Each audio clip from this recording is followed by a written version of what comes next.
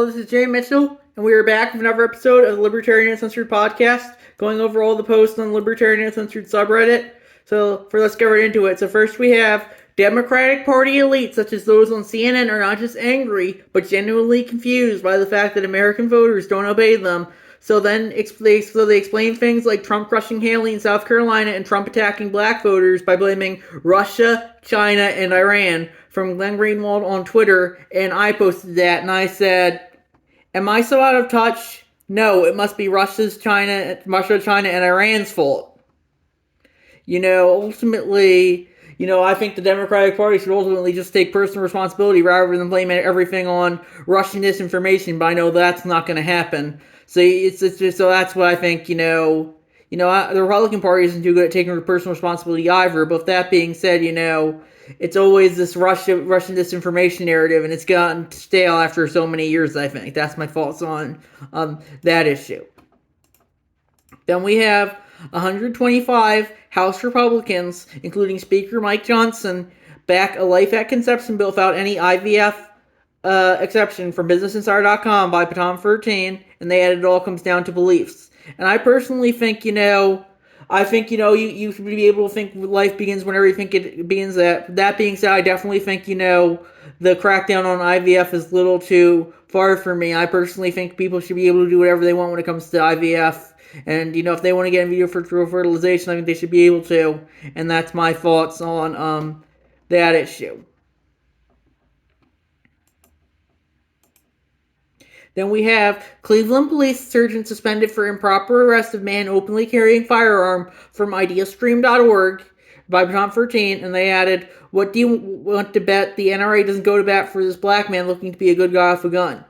And I guess I would agree with that. The thing is, the NRA is just kind of a GOP organization. They even stood by Trump when he said he wanted to ban bump stocks, so that just goes to show you that they're not really a pro-gun organization. They're a more pro-Republican organization. With that, I like GOA better, the Gun Owners of America, because that, they're more definitely pro-gun across the board. But that being said, maybe the NRA will come back for them. I don't know for sure.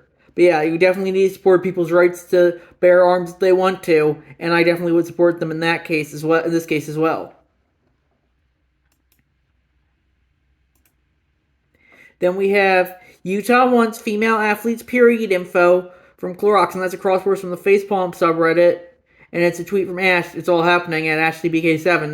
They said, registering my daughter for high school soccer tryouts, and I get this lovely little bit. Why would the UHSAA need this information? What does this have to do with her playing soccer?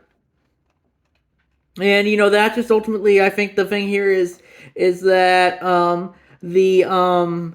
the state just goes to show you the state can request whatever data it wants to, and sometimes there's nothing you can do about it. I personally think, if you want to play soccer, I think you should be able to, and there shouldn't be any paperwork in the way. But with that being said, the agency in control ultimately has the capital and force to do what it wants to, and this is an example of that.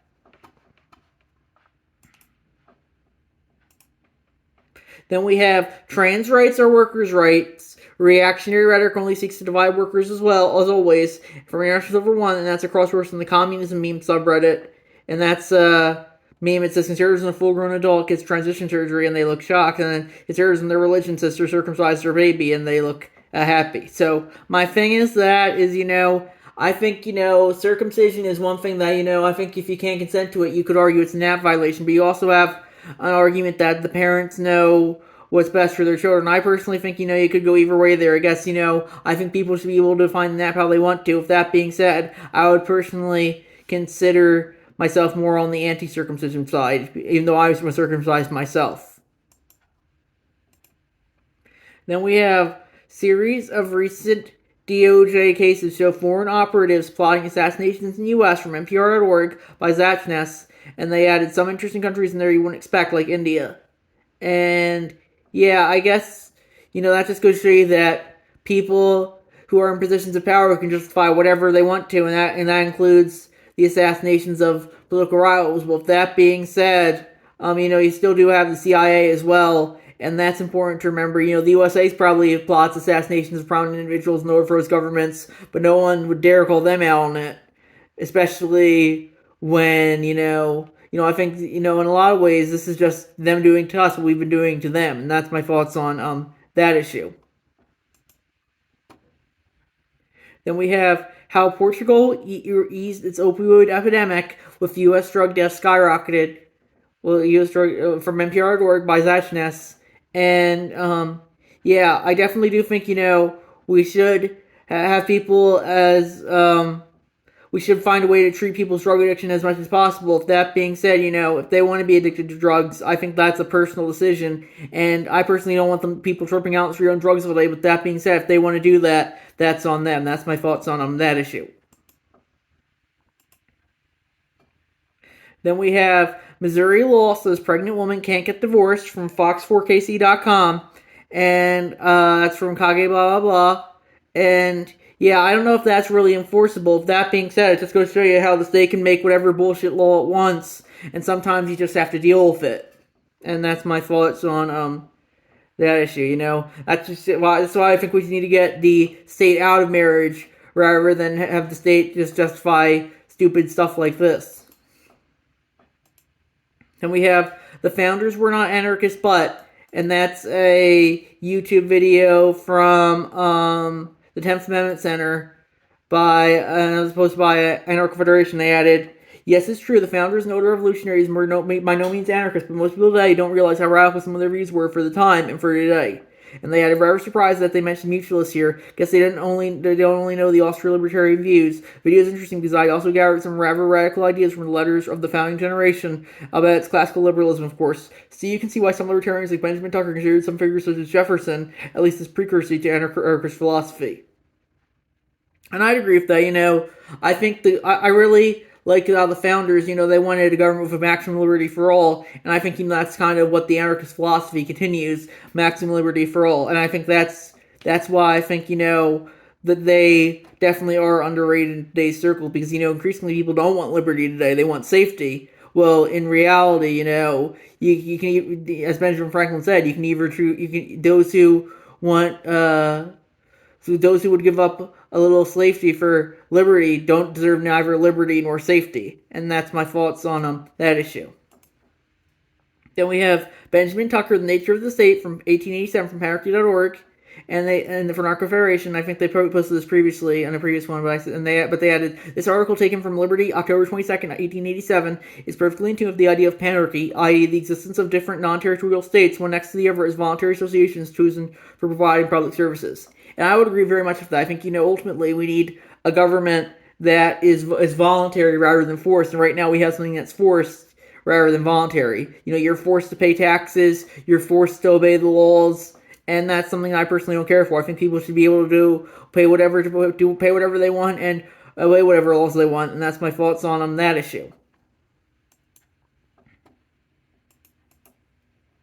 Then we have Benjamin R. Tucker on Property and Freedom, 1888, from Panarchy.org, and that's never mind Anarcho Federation. They said, I do not believe in any inherent right of property. Property is a social convention and may assume many forms. Only that form of property can endure, however, which is based on the principle of equal liberty. All other forms must result in misery, crime, and conflict. The anarchistic form of property has already been defined as that which secures each in the possession of his own products, or such products or of others as he may have obtained unconditionally without the use of fraud or force, in realization of all such products where he may hold by virtue of free contract of others. It will be seen from this definition that anarchist property concerns only products, but anything is a product upon which human labor has been expended, whether it is a piece of iron or a piece of land. And I guess I would agree with that. I think, if people think they have a right to property and are willing to use force to defend it, I think they should be able to. With that being said, I definitely do agree you don't have any inherent right to property. You only have what you can keep at any given time.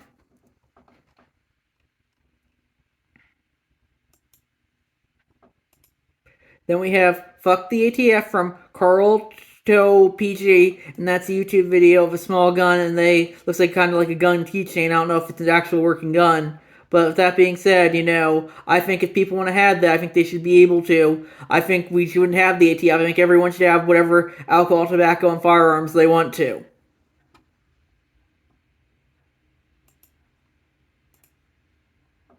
Then we have U.S. airman dies after setting himself on fire at Israeli embassy from bbc.co.uk by flimsy L5563. And I said, I would have, apparently the active service member immolated themselves because they could not be a party to genocide. I said, I would have just found another job, but justify wherever you want to, I guess. I personally wouldn't have let myself on fire for something that's just going to be forgotten in a week or so. But, if you want to do that, I'm a libertarian. Do whatever you want to if your own body.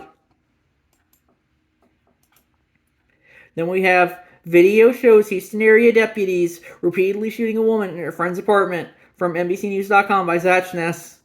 And yeah, I definitely don't think that's very good. We need to hold the police accountable when they exceed their authority like that. Then we have a person is burning to death. Police went into shoot to kill mode. Active airman sets self on fire in protest. Cops point guns while he burns from Clorox. And that's crosswords from the police brutality subreddit. And yeah, I personally think they should have probably been more trying to get the fire off of him. But ultimately, if they do want to act in self-defense, I think they should be able to, because if someone lights themselves on fire, they may be inherently dangerous because you don't know what they're going to do next. So we'll see what. But yeah, that's my thought on that issue.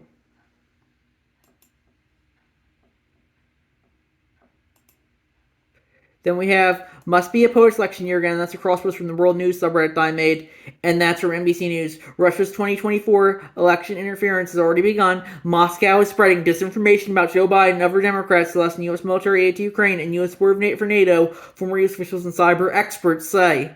And I said, remember, the Dems just can't lose a post-election. It has to be Russia's fault. Edit cross-posting two of my own comments from the attached thread as well. No surprise, vote for over -20 downvoted. And I said, the Dem who cried Russian disinformation / asset is the modern boy who cried wolf.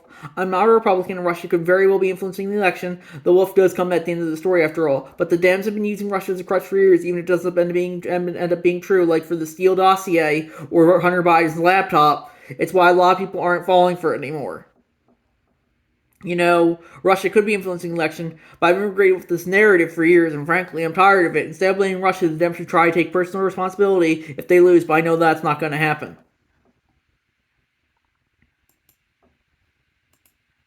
Then we have Nazi chatbots that quote Hitler, debuted from Gab Social Network from RollingStone.com by Paton13. And yeah, I definitely think that's not good, but ultimately, I think if people want to make Nazi chatbots, I think they should be able to. And I think that falls under the free and open internet. If we don't believe in free speech, free spies, we don't believe in all. And that's what Noam Chomsky said, and that's one of the few things I agree with him on. Then we have the rising cost of the oil industry slow death, more unaccounted for externalities from ProPublica.org by Paton13.